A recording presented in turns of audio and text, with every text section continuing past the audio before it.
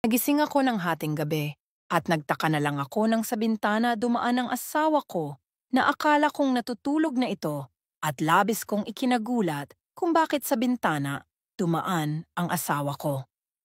Hello Ate Ann, magandang araw sa'yo at sa mga followers dito sa page mo, itago mo na lang ako sa pangalang Rico.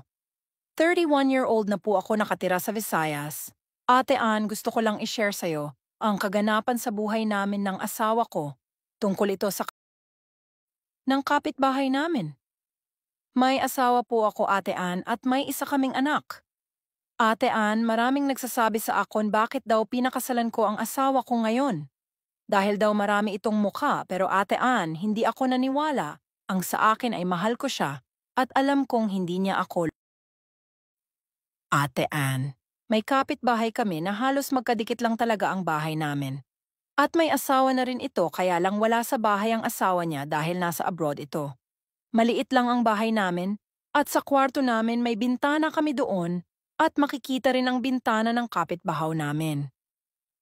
Sa tuwing matutulog ako dito sa bandang pinto, ako matutulog. Kaya alam kung lumabas ang asawa ko tuwing gabi. Isang araw may narinig akong balita na may nakakita daw sa asawa ko ng hating gabi na umakyat sa bintana ng kapitbahay namin. Nagalit ako sa kapitbahay namin dahil alam kong hindi lumalabas ang asawa ko sa bahay. Dahil nasa tapat ako ng pinto natutulog, kaya alam kong hindi ako niloloko ng asawa ko.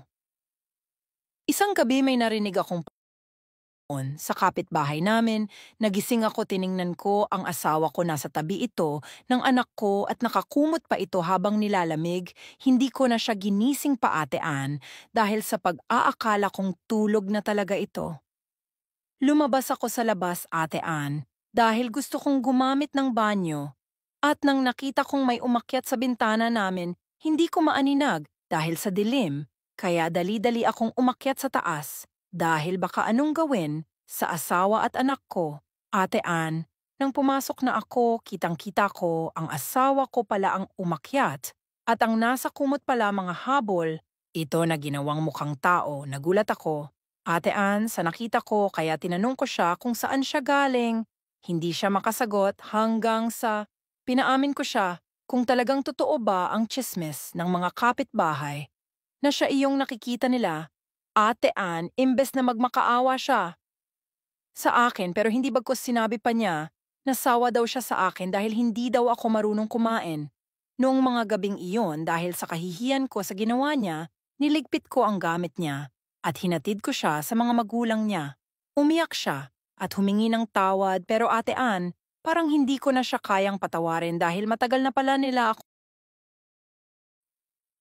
Inabangan ko rin ang lalaki niya sa labas. Pero wala na pala ito sa kanila.